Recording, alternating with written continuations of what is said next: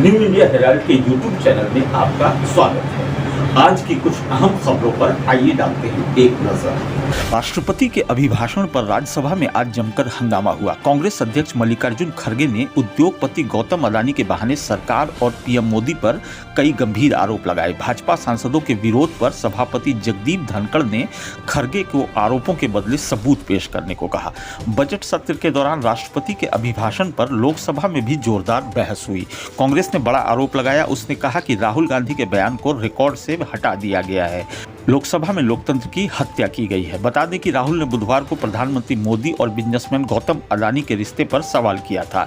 राहुल की स्पीच को अब सदन के रिकॉर्ड से हटा दिया गया है। प्रधानमंत्री नरेंद्र मोदी ने लोकसभा में आज राष्ट्रपति के अभिभाषण पर जवाब दिया। अपने भाषण में उन्होंने कहा कि दुनिया भारत को आशा भरी नजरों से देख रही है। तेज विकास और दूरगामी दृष्टि से लिए गए फैसलों के कारण देश की नई पहचान बनी है। प्रधानमंत्री मोदी ने अपने भाषण में राहुल गांधी पर भी तंज कसा। उन्होंने कहा कि कुछ लोग राष्ट्रपति के भाषण से कन्नी काट गए। यह राष्ट्रपति का अपमान है।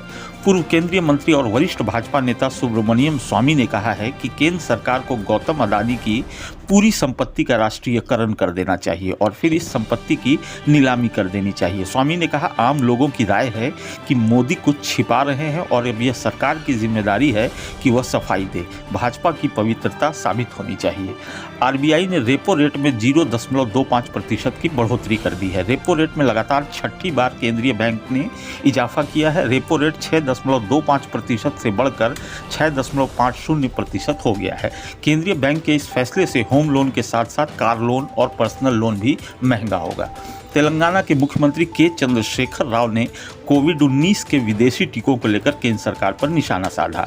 चंद्रशेखर राव ने आरोप लगाया कि केंद्र ने फाइजर कंपनी के कोविड-19 टीकों के आयात को जबरदस्ती रोकने के लिए हर संभव कोशिश की, जबकि लोग इन टीकों को लेने के लिए तैयार थे।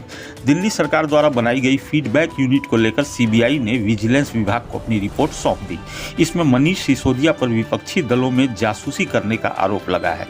इसके बाद दिल्ली के उपराज्यपाल विनय कुमार सक्सेना ने राष्ट्रपति को पत्र लिखकर गृह मंत्रालय के जरिए मनीष सिसोदिया पर केस चलाने की अनुमति मांगी है।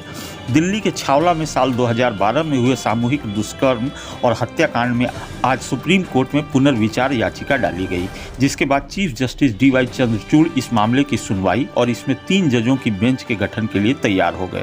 गौरतलब है कि कुछ महीने पहले ही सुप्रीम कोर्ट ने मामले के 3 मृत्यु दंड पाए दोषियों को रिहा कर दिया था। आम आदमी पार्टी की मेयर उम्मीदवार शैली ओबराय की याचिका पर सुप्रीम कोर्ट ने उपराज्यपाल विनय सक्सेना को नोटिस जारी किया है।